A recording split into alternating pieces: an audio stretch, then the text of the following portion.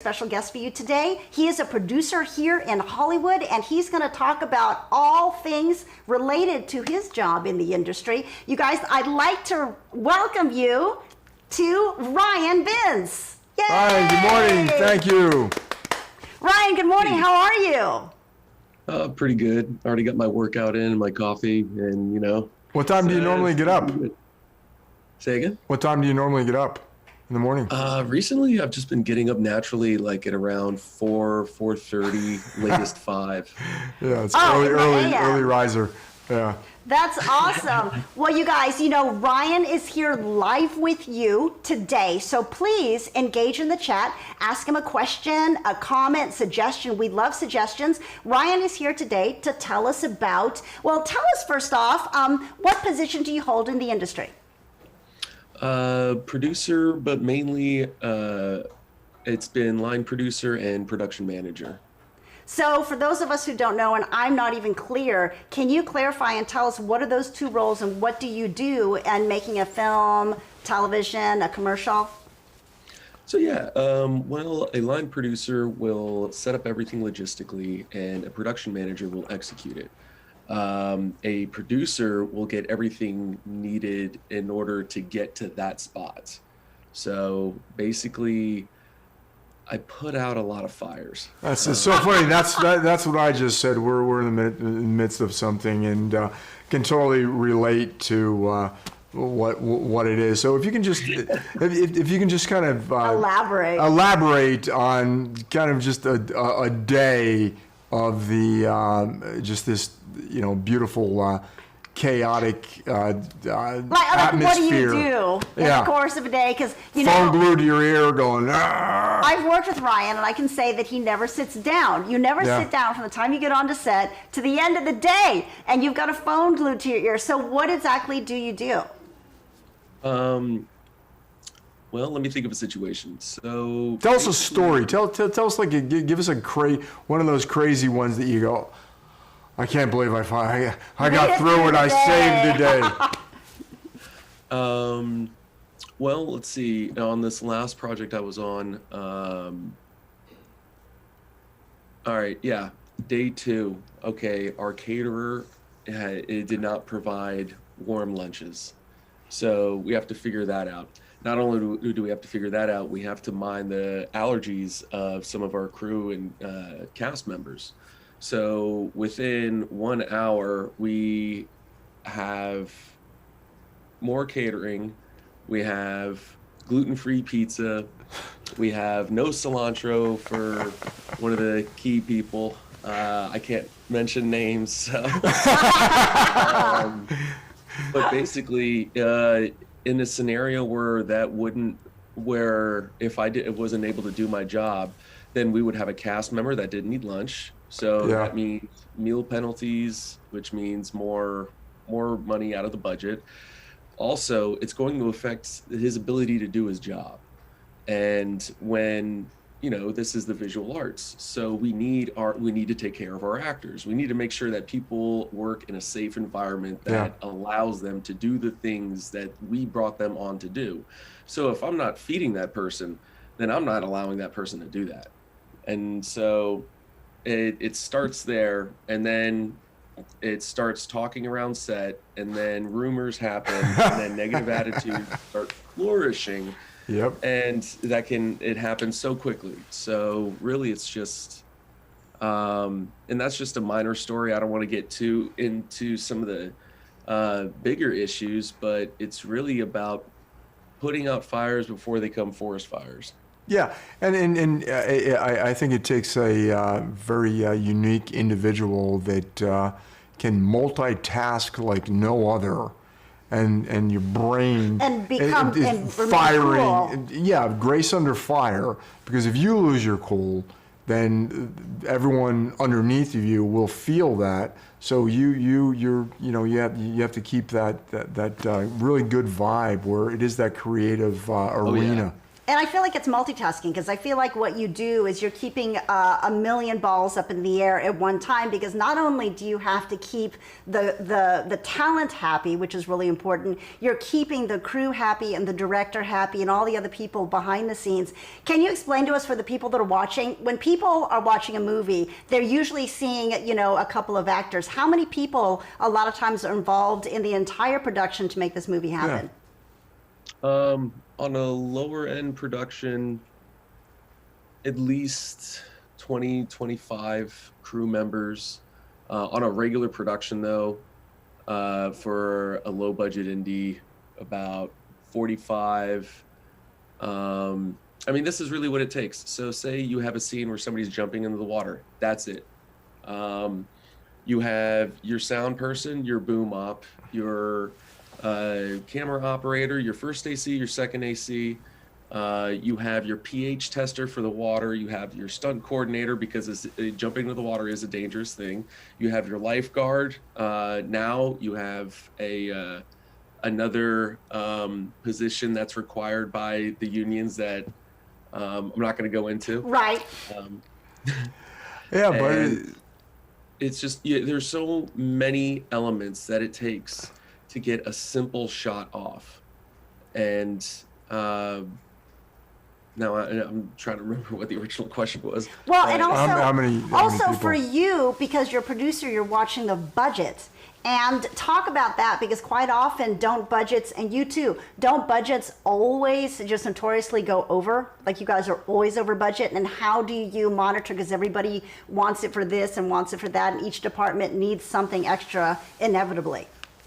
Well, I usually operate at a 5 to 10% contingency Wow. overall. I go higher than that. And well, then there's padding. So like miscellaneous items, you know, and these are just numbers I'm pulling out of the air. Instead of like $1,000, I'll put like maybe 3,000. And then depending on the size of the budget and the locations that we use, I'll have a separate line item for loss and damage. So whenever something does come about, I have a lot of cushion that I can work with.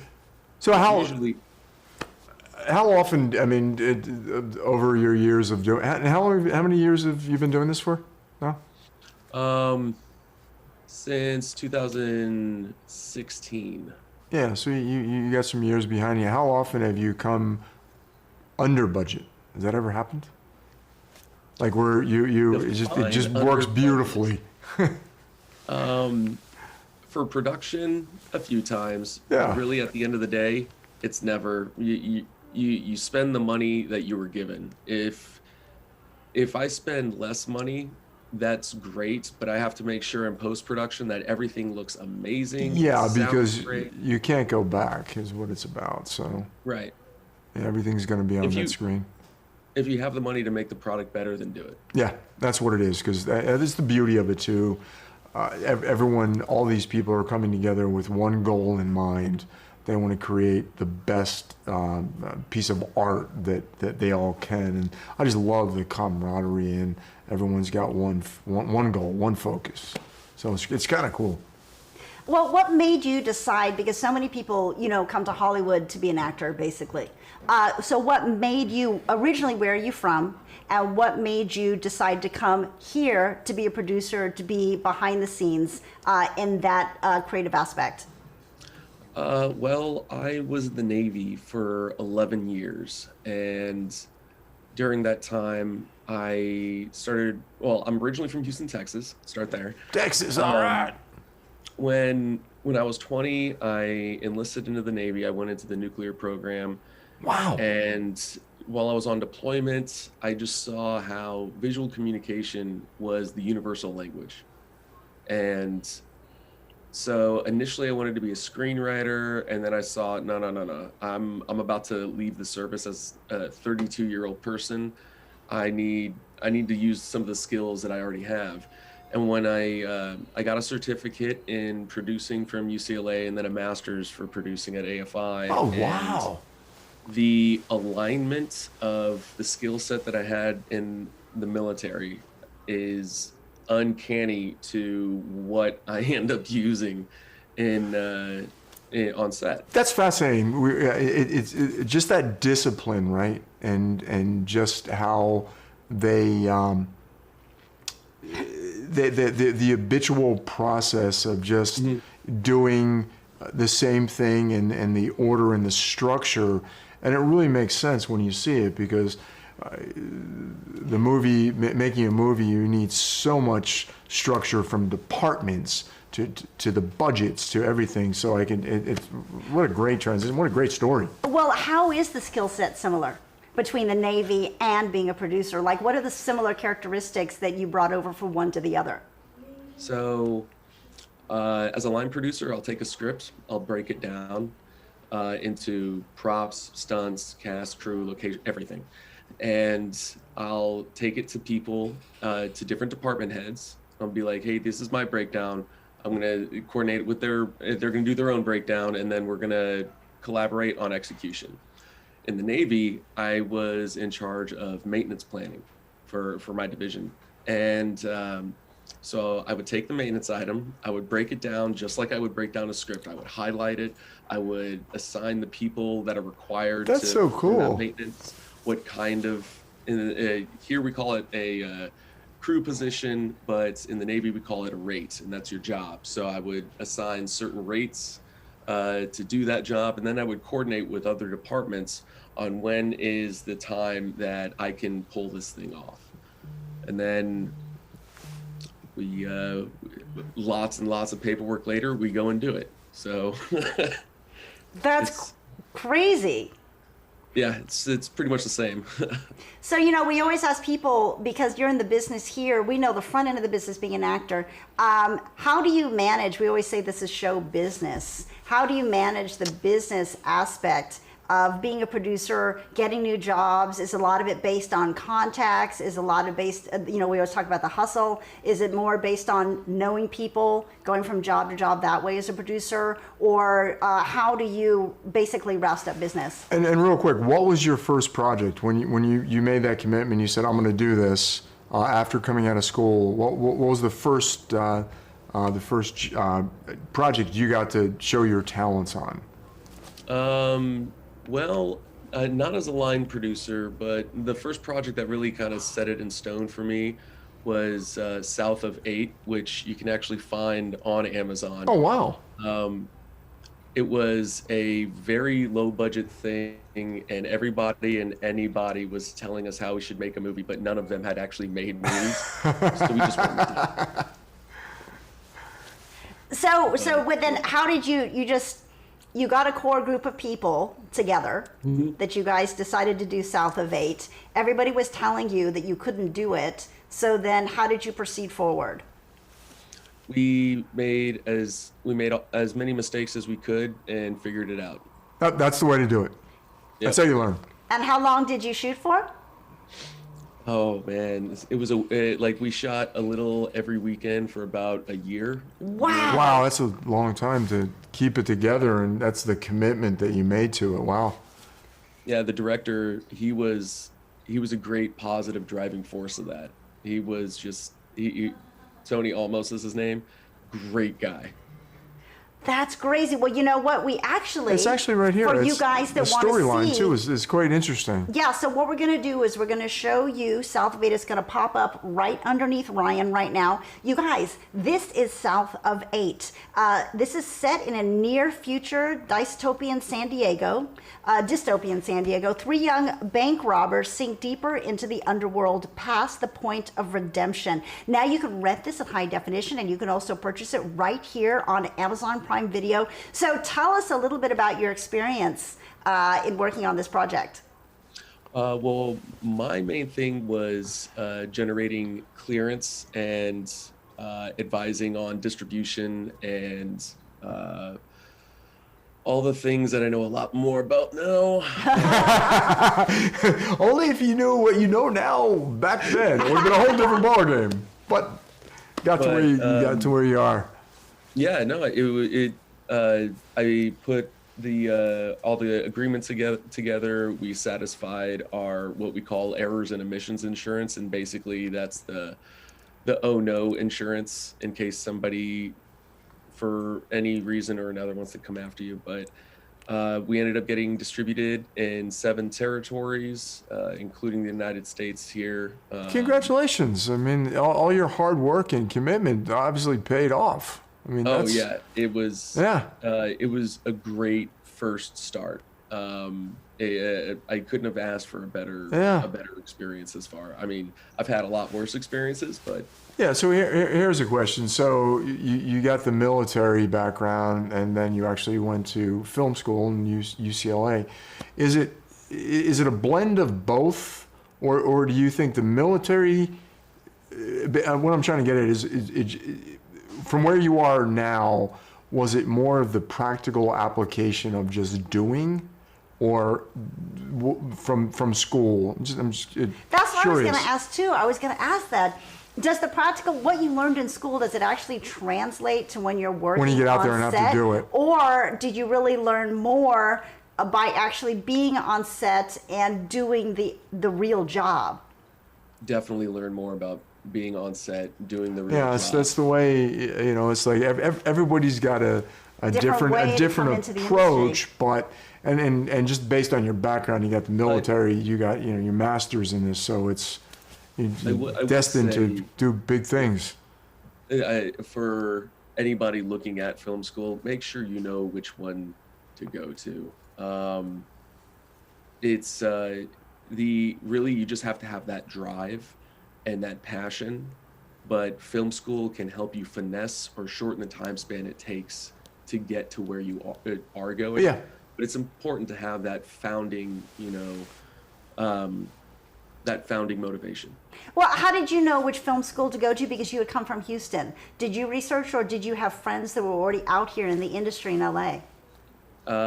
Both. I researched, I networked with a veterans group called Veterans in Media and Entertainment, and it became pretty apparent. It's just like any other school. If a school is spending a lot of money on advertising, you're probably not going to want to go there. Really? I didn't know that. Why? Well, yeah, if you're advertising, then obviously you're not getting the students you want. You advertise when you're trying to get business. If you don't advertise, your word of mouth speaks volumes. Mm-hmm. So that's a good point. So how did you get to? You went to UCLA AFI. How did you get to AFI? While I was at USA, a professor wrote me a letter of recommendation. I asked her if she would be able to write me a letter, and she said, "Well, let me check. I'm actually faculty at AFI." And so she wrote me a fantastic letter. I don't know what it was, but I never actually saw it. Really? Then I went in for my interviews, and I jumped up and down. I'm pretty sure the neighbors below me were thinking about calling the police. Okay. But yeah, when I got that acceptance letter, I was like, all right, I'm in, baby. We're doing this. Once again, we were talking earlier, just everyone's journey is so different, and it's fascinating to me. And thank you so much for sharing. And I find it so. And anybody out there that's watching, if they've been thinking about or wanting to get into this crazy creative industry, to hear people.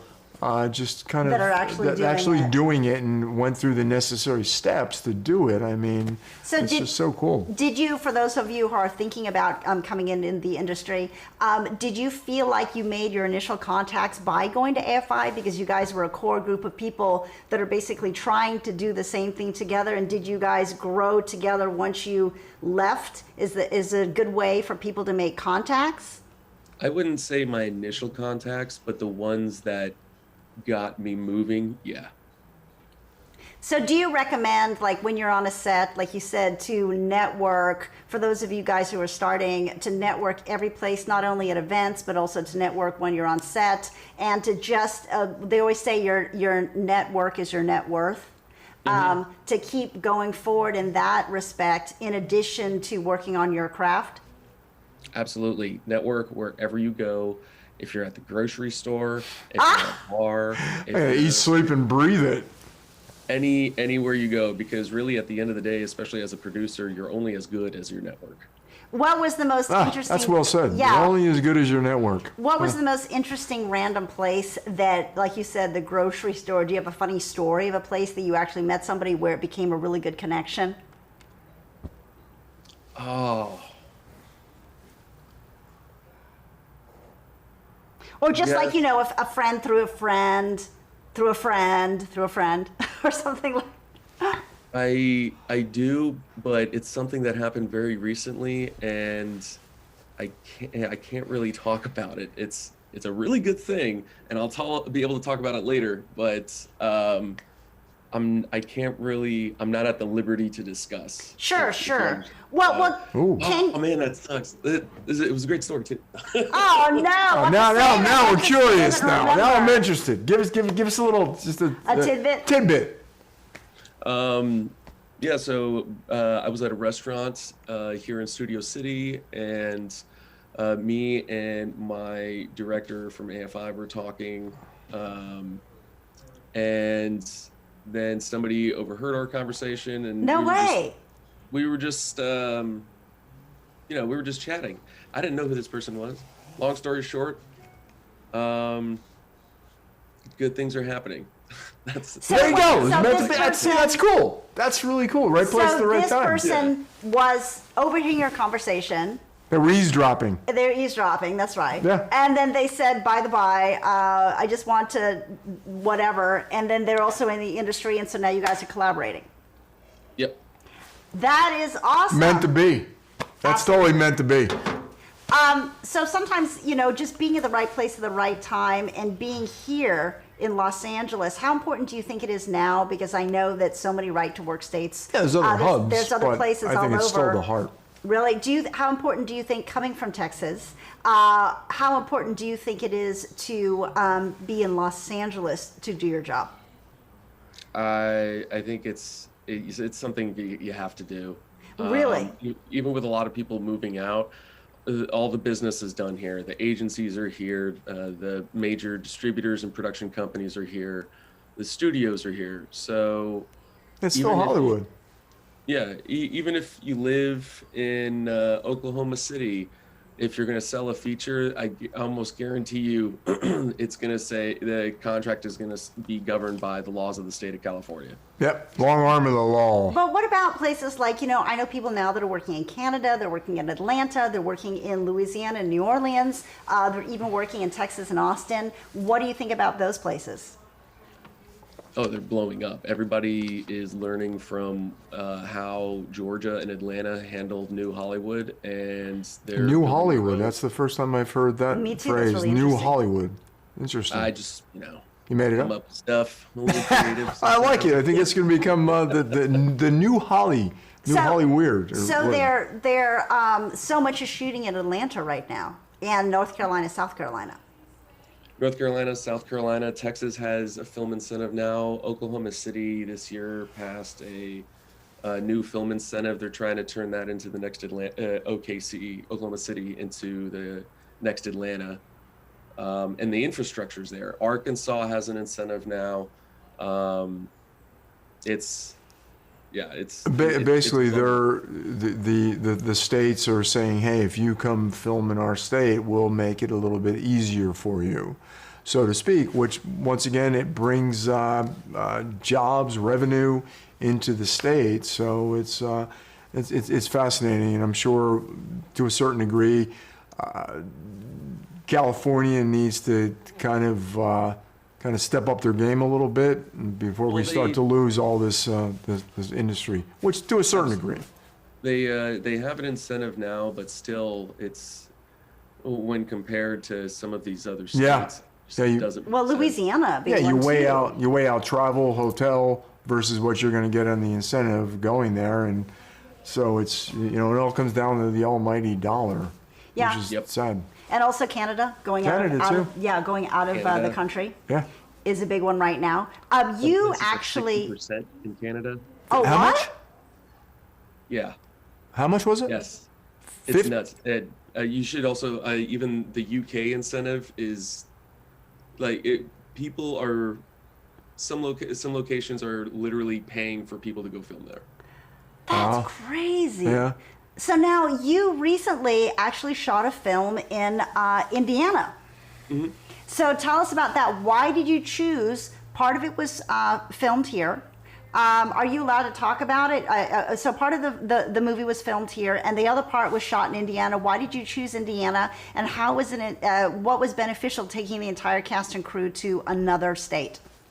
So yeah, it's called The Wedding Pact 2, The Baby Pact. It's a sequel to a 2014 film, The Wedding Pact, starring Haley Duff, Connor Trinneer, and Heather McComb. Great production. That was definitely that was the stars are aligning type stuff there. So our executive producer is from Fort Wayne, Indiana, and he wanted to bring it home. I respect that. That's what it's about. He spread the wealth. That's a really cool thing. It was great. Fort Wayne, it was clean, it was modern, the people were nice, the food was fantastic. I can't talk about the food enough. But no, talk about the food. Hold on a second. She's a foodie. You're a foodie. You don't think of that. You don't. So wait, the food in the hotel was great? Oh yeah. The food was fantastic. They had better tacos than I've had in LA. Don't tell anybody. What? That's hard to believe. Yeah, that's hard to believe. I know. And also coming from Texas too, because I know all about Tex-Mex. So was it better than Tex-Mex? Well, maybe it depends where you go for Tex-Mex. Tex-Mex. I'm a fan of Tex-Mex. I like a little heat in my. A little heat. Yeah. What's the scale and the hot scale? What's it called? Caliente. No, but there's a scale though. Well, because I'm from Texas. Of how much heat and you can so take. He goes home every single year. He's been going home for almost a decade now to Texas. So you kind of are learning Tex-Mex and Texas food and all that kind of good stuff. Yeah, you kind of love Texas. You have your fajitas. Yeah. So anyway, so you were talking about the incentives there, and literally when your production went to Indiana, wasn't it like you were given the key to the city almost, and the mayor came out? It was really a big deal for you guys to be shooting in this town, right? Oh yeah, when a film production comes to town, it's not just we go there, we do our jobs, we leave. We need catering, we need everything. We need bathroom tissue. We need people. We need people to do hair and makeup, and then they get a network, and then they end up working more. It's giving back. That's so amazing. It's so much goes in. So, oh man, yeah, I love Fort Wayne. I can't wait to go for the premiere. Oh, it's going to be there. Mm-hmm. Well, we're going to have a premiere in Fort Wayne and one in Los Angeles. Oh, that's wow. awesome. That's great. Wonderful. That actually brings up a good point, what you were saying just a minute ago. For a producer, after you finish principal photography, does your job stop there? Does your job continue past that? And what do you do? As a line producer, after all costs have been or all invoices have been satisfied, stuff like that, then I'll get together a cost report and what I call a wrap book, and then I turn that into the producer. As what we call above the line producer, I make sure that all materials are transferred properly into post-production. Then the editor, that you do their cut, the director gets with the editor, you do the director's cut, and then the producer will take a look, and the job of the producer is to make sure the product getting made is the product that was initially sold. So then that's why the producer's cut comes after the director's cut, usually. Yeah, based on, so just to clarify, based on what type of film it is. This was a sequel, obviously. It was pre-sold prior to making it. So in different circumstances based on that scenario, so it would change. Everyone's unique. So the producer makes sure that what was requested is delivered. So it may not be the director's cut, but it is the producer's cut, which is what they wanted in the first place to make sure that it's done to a T. And you see, there's always, there's the director's cut. A lot of times you can see it when films are released. Like Blade Runner was released. Everybody wants their own little, it's fascinating.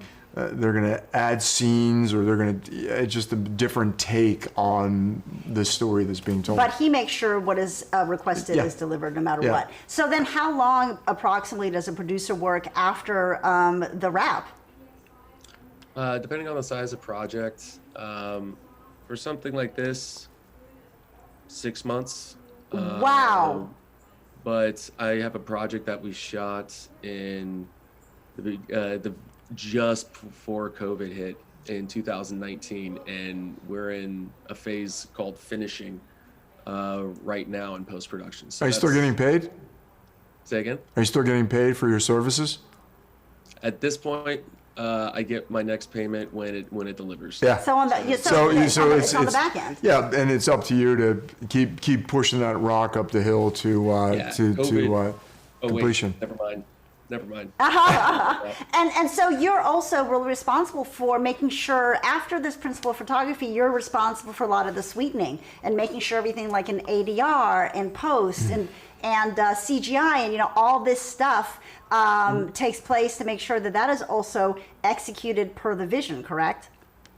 Yes, and that's all. That's one thing that a producer has to kind of foster. Is a lot of that is dictated by the director, and so I need. And this is where a lot of people may misunderstand the producer's cut versus the director's cut. The producer, I work the entire film. I don't want to do a cut. I want to just do the director's cut and let's release that. Yeah, absolutely. But, I need to meet time requirements. I have delivery specifications. And so in order for me to have the business work with the creative, I need to foster an environment where not only is everything moving on a timeline on time, but in a way that the lead creatives, so your VFX artists and the director, that's a very collaborative moment. Like when you brought up CGI, that's one that we just finished up with. So it's an extremely long process. Yeah, the amount of time that it takes to the amount of time. Yeah, and the man hours. Make sure everyone feels that their voice is being heard. Yeah. Always got to treat people as if they're working for free, no matter what their rate. Yeah, I always find it fascinating. I always say that if the government would run as efficiently as a film production, we'd probably be a lot better off. I mean, think about that. Well, what I think is interesting too for a producer, it's like you have to have the analytical mind, which you do, and like you said, you're in the Navy, and in addition to the analytical mind, you have to have the creative mind. Like you have to have so there's this the right brain, left brain kind of battling in the middle. Whereas when you're an actor, a lot of times, you're dealing really with the right brain component because you're such a creative. But as a producer, you really have to have a meld of both to be able to handle all aspects of what you're doing, correct? Yeah. So here you go. What do? You're slated to wrap at this time. You're running behind. If you stay at that location longer, you're going to go over budget. But the director wants that shot. So what do you do as a producer? Do you let the director have the creativity, or do you pull the plug? Good question. It really depends. Usually, my last resort is no. That's my absolute last resort. Yeah. So if they want that, I'll go into the budget. I'll see where we can pull from. Is there something in post that I know we don't need? That was one of the things that I added to, like I was saying earlier. And if so, then yeah, we go. If not, then I have to figure out a way to make the day go faster before we hit that. Yeah, or you push to the next day and hopefully you can catch up. But once you get behind, you're constantly, it's a crazy. But how would you even make the day go faster? Because I feel like the days are pushed to the max as it is. Do you know what I mean? Like, what would you do? A lot of times, if we have to wrap out of a location, like if we're shooting on location and we're not going to be back the next day, just for an example, I'll budget 2 hours, for 1.5 to 2 hours to wrap out for the day. And that's really more than enough time with an experienced crew. So if the director does want this one thing, or whatever, then I'll go to the key grip. I'll go to the gaffer. I'll be like, hey, how can I help your crews wrap out faster? Could we start compartmentalizing our wrap right now? And that's actually the number one saver for me, is just, the thing that we know we're going to do later, let's just start doing it now. Yeah, jump ahead of it. And that's why I find it fascinating. Everyone works with the same people because it's based on relationships, how well you work together. And a well-oiled crew, like everybody knows what the other one's going to do even before they say it. I mean, that alone just it's amazing how quickly, when you go, tail lights in like 5, it's just, whoa. Well, I heard that, Ron Howard works with the same people over and over and over again for each one of his movies, so it makes sense. Yeah. And you've worked with the similar people over and over as well, because you just build a synergy with them, right? Oh, yeah. No, like, even, so I've got my cork board right here, and some people send me thank you notes afterwards, and my sound guy, Christian, I try to get him on every project that I work on because he's just an absolute pleasure to work with. Yeah, see, that's wonderful. Yes, that's I know just exactly so what you're cool. talking about. He is a great guy, easy to get along with, efficient. So people like that, you just want to work with over and over you again. could be the greatest thing at what you do, but if you don't have all the other pleasantries that should come with the gift of getting to work in this lovely creative industry, that's why it can't be difficult to work with. You got to play nice with others. Yeah, absolutely. Yeah, it really is a gift. It's like gratitude should be the attitude. Yeah. What was that? Gratitude? Gratitude should be the attitude. Oh, there you go. Oh, that's I like awesome. That. Yeah. That's awesome. You had just mentioned the key grip and the gaffer and all that. How important, because I think this is vitally important, for the producer to understand every single other position that is on set, to better help them. And then also in post too, when you were talking about CGI, when you're talking about ADR and sweetening, there's so many different departments and so many positions. Do you feel like the producer of all people should understand each role? Yes. Like, I mean, when you get into bigger stuff, some of the roles get divided into even more people. But if you can have a general idea of what your team does, absolutely. When I was in the Navy, I would never send somebody into a piece of equipment that I hadn't been in myself. Yeah, that's really what it's about. Knowing you just become so much better because you understand you can't really lead somebody unless you followed, and by walking in their footsteps, exactly, you know exactly what's going on. You know how long it should take. You know it. So the more you know, knowledge is power, and that's what I believe what makes a good producer. That's also about listening to your people. So it's if you don't understand what somebody is trying to tell you, then how can you understand how to solve the problem? Yes. And also to understand each position means if they're asking for a request, then you know that it's legitimate or not, depending on what they're doing. Yes. Yeah. You've also learned from, I think, the best of the best. Tell us about your involvement with, because I know that you worked with Joel Silver. I am under an NDA. Well, actually, I don't know how long it lasts, but it's better safe than sorry. Yeah. I'm pretty sure if anybody reads Hollywood Reporter, they've done a pretty good job. But no, honestly, working over there, without going into specifics, was probably one of the best experiences I've had. It really allowed me to see there's a difference between making movies and how movies get made. And it really allowed me to see the world of how movies get made. Like, what are the deals and the things that need to get done in order to trigger financing and make the picture a go. Yeah, that's fascinating you said that, because everybody, you can go out there and just make something, right? You give it your all, you create it, but it's a whole nother level when, not only getting financing to financing it, or once you get it made, how do you sell it? And even when you're selling it, how much it's a whole fascinating world up there of how, I mean, and think about it, investing in a film is probably one of the craziest things you'll ever do. It's not tangible, you can't touch it, it's not a house, it's just crazy.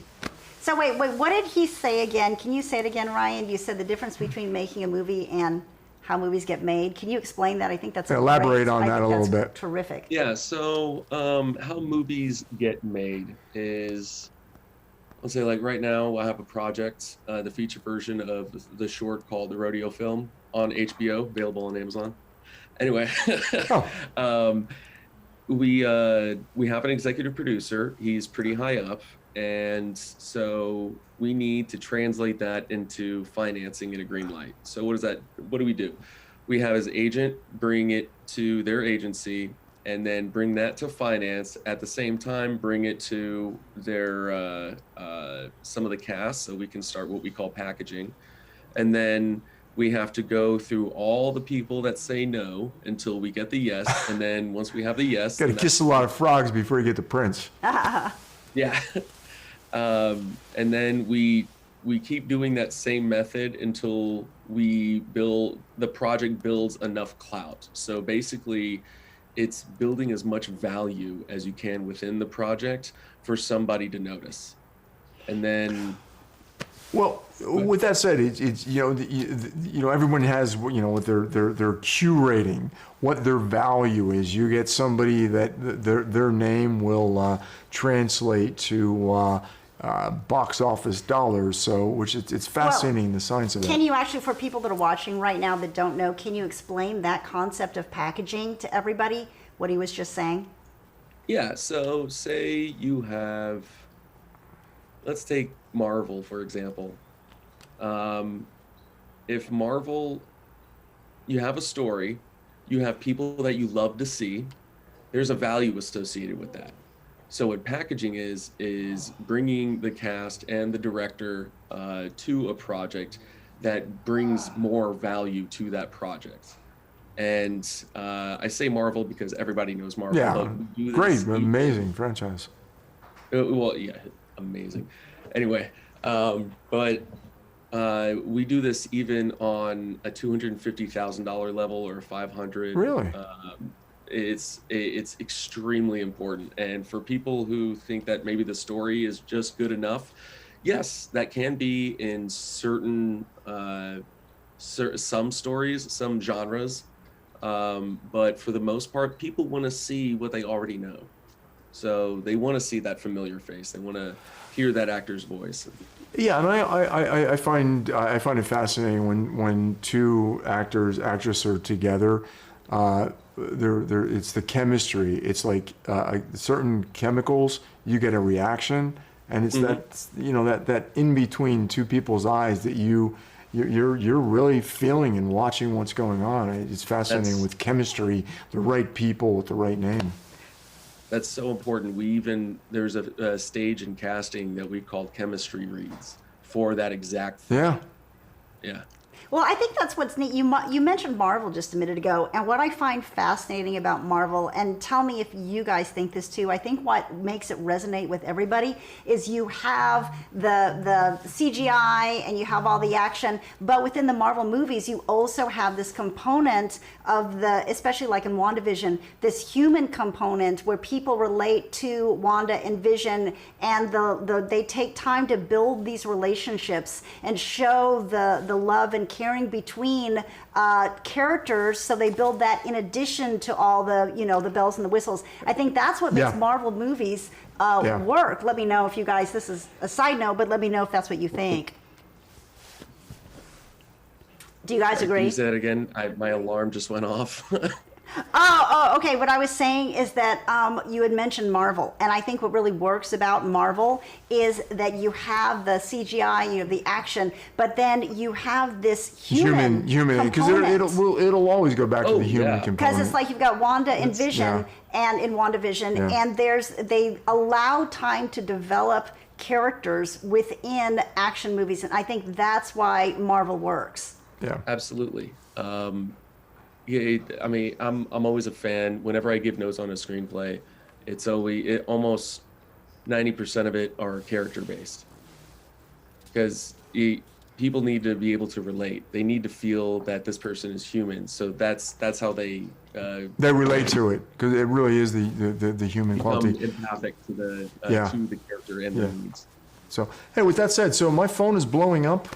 I am going to have to run back. I am in the midst of a film that I'm producing, and I still have to deal with 41 sets. So after I got like 20 phone calls in the last text message in the last like 5 minutes, I think it's, I can sit here and talk about this all day with you, actually. Ryan's going to stay with me, but you can say goodbye to Ryan. So thank you so much. It was a pleasure. I'd love to continue this conversation, too. So have a wonderful day. And take it easy, Doug. Good seeing you. So off he goes. You guys, you're going to stay with Ryan.